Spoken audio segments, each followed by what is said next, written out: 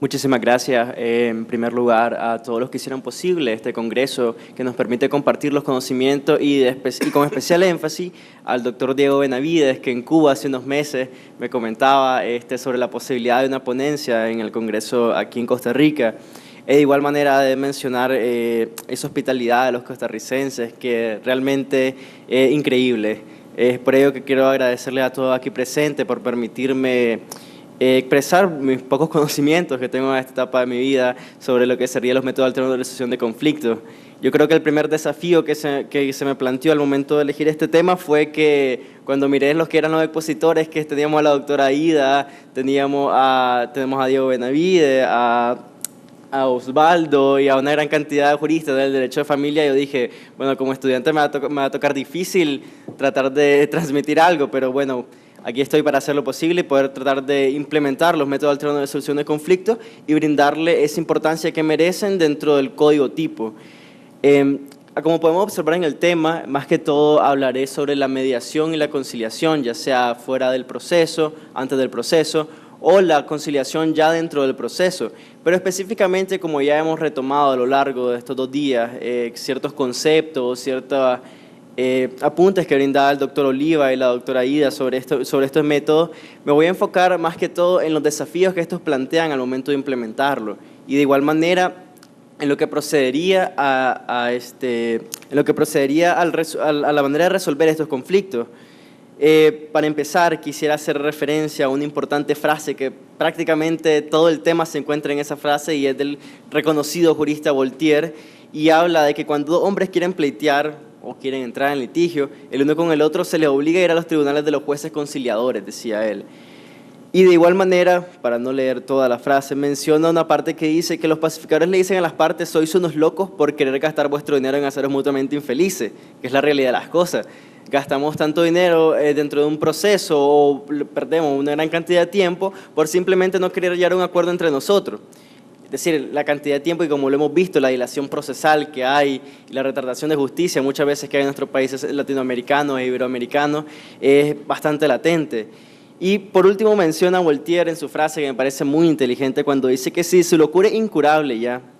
se les permite litigar, así como se abandona la amputación de un miembro gangrenado por los cirujanos. Es decir, como última instancia, él deja ya el acceso a la justicia desde el punto de vista jurisdiccional. Es decir, en primer lugar, y uno de los temas fundamentales o objetivo fundamental sobre el cual versa mi tema, es que el acceso a la justicia en su primera dimensión radica en la solución que las partes pueden encontrar por sí mismas, especialmente en lo que sería el derecho de familias. Recordemos que un ámbito bastante social, no se está tratando con bienes, como podría ser en el derecho civil, sino que se está tratando con personas, con sentimientos, con una familia, y por lo tanto es necesario que la solución en sí, la única solución bastante justa que pueda emanar de un proceso, sería el que puede emanar de las partes dueñas del litigio. Ya en caso de que sea imposible avenirlos a un acuerdo, efectivamente tiene que entrar la justicia, como lo denomina Voltaire. Bueno, al momento de que yo estudiaba esta figura de la conciliación y la mediación dentro del proceso familiar, y específicamente con la experiencia nicaragüense que ya lo determinaba bien la doctora Belda Cárcamo, en el 433 de nuestro Código de Familia menciona que tenemos una conciliación ya sea administrativa o prejudicial, pero lo determina de manera potestativa, es decir, determina que las partes podrán hacer uso o no de este método alterno de solución de controversia, es decir, pueden ir o no a mediar, y posteriormente dice que también existe la conciliación dentro del proceso, el cual sí es un requisito de esta audiencia, de esta primera audiencia que se practica, que el juez tiene que instarlos a hacer uso de dicho método. Pero también menciona que el juez va a ser el que va a convertirse en conciliador dentro de la misma audiencia, y me parece, vamos a verlo más adelante, que me parece un poco conflictivo eso, porque estamos pasando de un método heterocompositivo, como lo es la vía jurisdiccional, es decir, aquel momento en que las partes dejan un poco su libertad para dejársela a un tercero que resuelve sin importar la voluntad de esta misma, es decir, no son ellas las que encuentran la solución. A un autocompositivo dentro del mismo momento de esa audiencia, es decir, aquel método que las partes son las que tratan de encontrar esa solución al conflicto, y vamos a ver más adelante que efectivamente es casi humanamente imposible que una persona pase ostente tales figuras antagónicas dentro de un mismo momento. Ahora bien, dentro de los desafíos, dejando de lado el desafío que ya mencionaba de hacer una ponencia posteriormente, haber escuchado a la doctora Ida y a los demás ponentes que aquí tenemos presentes, tenemos en primer lugar promover los métodos alternos de solución de controversia. Pareciera bastante sencillo y se escucha bastante sencillo, pero realmente es complicado dentro de lo que sería nuestro contexto iberoamericano. Específicamente, en muchos de nuestros países, y hablando de la experiencia de mi país, de Nicaragua, no existe una cultura de paz y no existe una cultura de aceptación de los métodos alternos de solución de conflicto. Por lo general, y eso inicia incluso desde la educación, como lo planteaba el doctor Oliva, se nos enseña desde un punto de vista procesal y litigioso. Yo creo que si, y haciendo referencia a lo que él hacía en su ponencia anteriormente, si yo digo justicia, uno piensa en jurisdicción o piensa en un juez o piensa en un juzgado. En primer lugar, jamás piensa en los métodos alternos de resolución de conflicto. Y si yo digo conflicto, uno también de igual manera lo asocia con el litigio, con un juez o con la vía jurisdiccional, pero tampoco lo asocia directamente con la solución de controversia o no lo asocia con que las partes en sí puedan llegar a venirse y llegar a un acuerdo entre ellas para solucionar este conflicto. Luego tenemos un desafío bastante importante, que es eliminar la cultura del litigio, que está ligado con lo anterior. Es decir, esa formación procesal y litigiosa que duró durante todo el siglo anterior, que ya nos hablaba bastante y abundaba bastante el excelente doctor Oliva,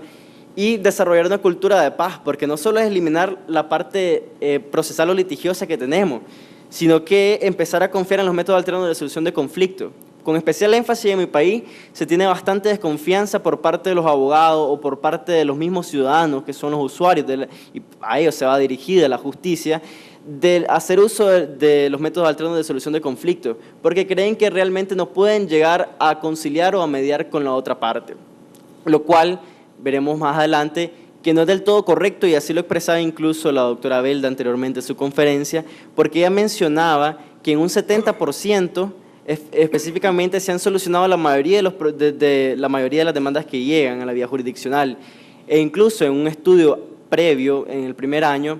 la doctora Nelia Wood de Cuba menciona que un 80% se solucionaban los problemas a través de la conciliación. Es decir, efectivamente observamos que sí existe un resultado y aceptación. Lo que no existe es la cultura de que las personas hagan uso de ese método alterno de solución de controversia. Y por último, garantizar la efectividad de la conciliación. Y para ello hago referencia a lo que hablaba Aida ayer, porque ella mencionaba de que nada sirve poner la conciliación como un requisito de procedencia para acceder a la jurisdicción si no es efectivo, porque lo que estamos haciendo es más que todo agregarle una etapa más al proceso y crear una dilación procesal, es decir, ir en contra de todo lo que estamos buscando de la celeridad procesal y el interés superior. Lo que hay que realizar es específicamente de establecerlo como un requisito de procedencia, pero de igual manera garantizar que sea efectivo, y eso solo puede ser a través de un cambio social. Ya escuchábamos anteriormente que el cambio social no se realiza a través de las leyes, realmente lo pueden promover, la legislación lo puede promover, pero tiene que ir más a fondo, tiene que haber un cambio en la educación.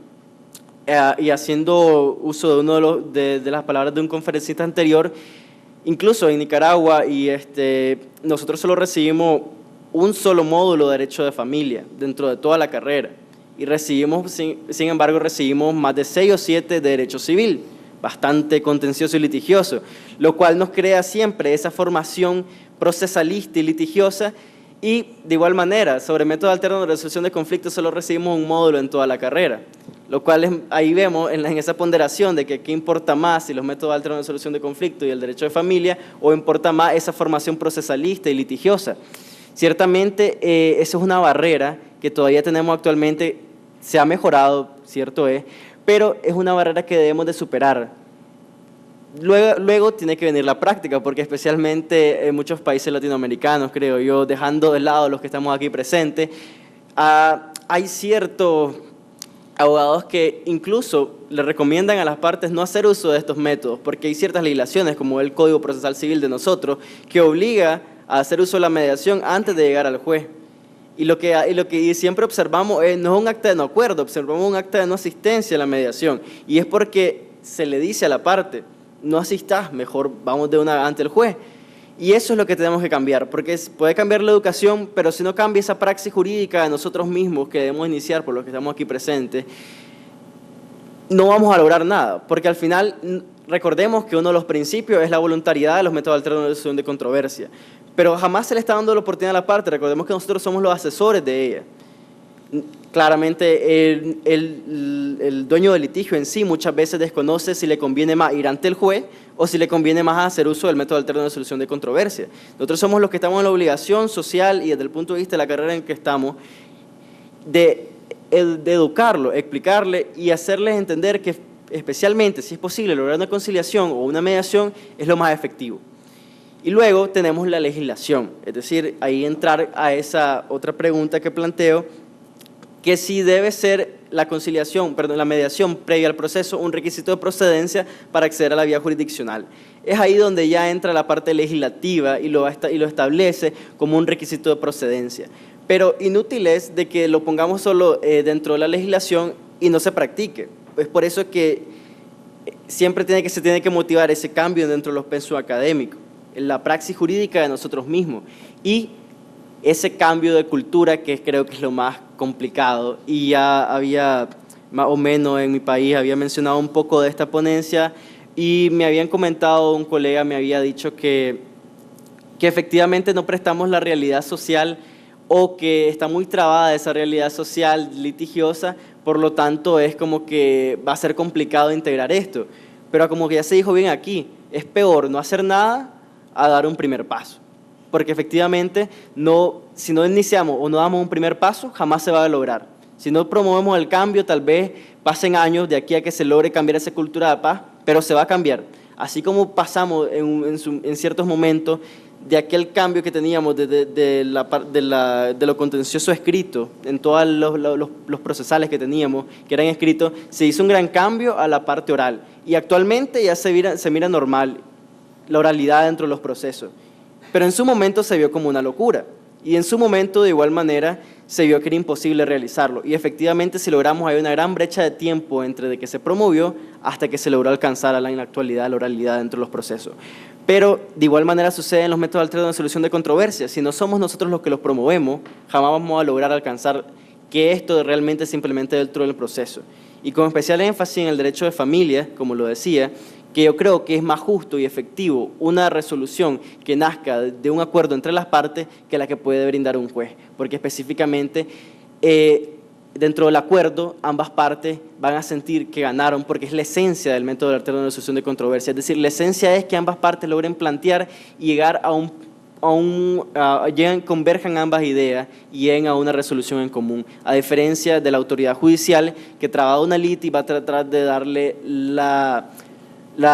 prácticamente tratar de resolverle a favor de una de las partes, pero muchas veces incluso a través de esas resoluciones se afecta el mismo interés del niño o se afecta el mismo derecho que ahí nace, puesto que no se logra, el juez no conoce en sí toda la relación fáctica que hay o todo el fondo del asunto. Se lo pueden mencionar en la demanda, se lo pueden mencionar en la audiencia, pero no va a tener el mismo conocimiento que tienen las partes, de que son los que tienen dueño del litigio, llevan tantos años siendo parte de esa familia. No va a ser lo mismo. Ahora bien, la conciliación dentro del ya habiendo respondido ese interrogante, menciono la conciliación dentro del proceso, ¿la debe realizar el juez? Para mí no. Efectivamente, y así lo planteaba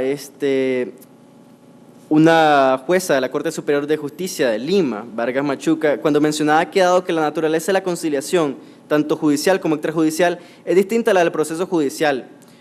Y podría darse que si no se logra llegar a una conciliación dentro de la etapa y se tenga que continuar con el proceso, las partes van a estar en desconfianza por pensar de que la autoridad judicial ha emitido criterio anticipado. Y eso es así, porque realmente, recordemos que la conciliación, uno de los elementos principales es que el tercer interviniente propone. Y si una autoridad judicial propone, es cierto, dentro del marco conciliador, pero si no se logró llegar a un acuerdo y tiene que seguir el proceso, va a haber una confusión de las partes porque alguien va a sentir de que ese juez ya ha sido contaminado o de que ese juez ya adelantó un criterio. O de igual manera, el mismo judicial se va a sentir en una situación extraña, podríamos denominarla, porque va a pasar abriendo la audiencia pública y oral y empieza con la investidura de la jurisdicción bastante fuerte de una autoridad judicial y de pronto a 5 minutos después ya va a estar como conciliador, bastante pacífico, pasando un método autocompositivo y solo en una brecha de 5 minutos se cambió el chip como que si fuese una computadora y no un humano y pasó y logró realizar la conciliación de manera efectiva. No, es cierto, la conciliación, como podemos ver desde la experiencia nicaragüense, se logra resolver en un 80%, pero es por la disponibilidad de las partes que se logra resolver en un 80%. Yo estoy seguro que si realmente a las partes se le incitara a ir en una vía administrativa a la conciliación y posteriormente dentro del proceso no fuese el judicial el que realiza dicha conciliación, esos índices mejorarían más. Porque recordemos que incluso el judicial, como planteaba el doctor Oliva, no solo llega pensando en ese caso, no solo tiene muchos casos y está pensando en algunos casos de manera litigiosa y en otros no. Entonces, la autoridad judicial no podemos exigirle, mejor dicho, no es que no tenga la capacidad, sino que no podemos exigirle, no es humanamente posible que una persona dentro de un mismo espacio de tiempo logre ostentar ambas facetas. Por lo tanto, me pareció interesante lo que hizo México, el Distrito Federal, ahora llamado Ciudad de México, que hablaban de un secretario conciliador que estaba capacitado para eso, y eso recordemos otra cosa. La persona tiene que tener una capacidad especial, tiene que tener conocimientos especiales para poder venir a las partes. Es decir, si a mí me ponen a conciliar a dos partes que tienen un trabajo, una litis, muy difícil. Les podré preguntar si quieren llegar a un acuerdo, pero no tengo los estudios o no tengo la capacidad de que esas partes de manera pacífica dejen de lado su problema y logren encontrar una solución. Lo mismo sucede con la autoridad judicial. Él está para hacer justicia y tiene cierta formación, pero no se le puede exigir una formación completamente antagónica. Y esa figura que planteaba México del secretario conciliador que estaba capacitado para ello mismo, lograría cumplir con esa celeridad, porque se criticaba mucho de que dentro del proceso se suspenda y se mande de nuevo a la vía administrativa porque iría en contra de la celeridad. Pero si tenemos un secretario conciliador ahí mismo, se podría realizar de esa manera, evitando afectar la celeridad y procurando la efectividad, porque actualmente como lo tenemos, estamos salvaguardando la celeridad, pero estamos sacrificando la efectividad. Entonces no tiene ninguna razón de ser.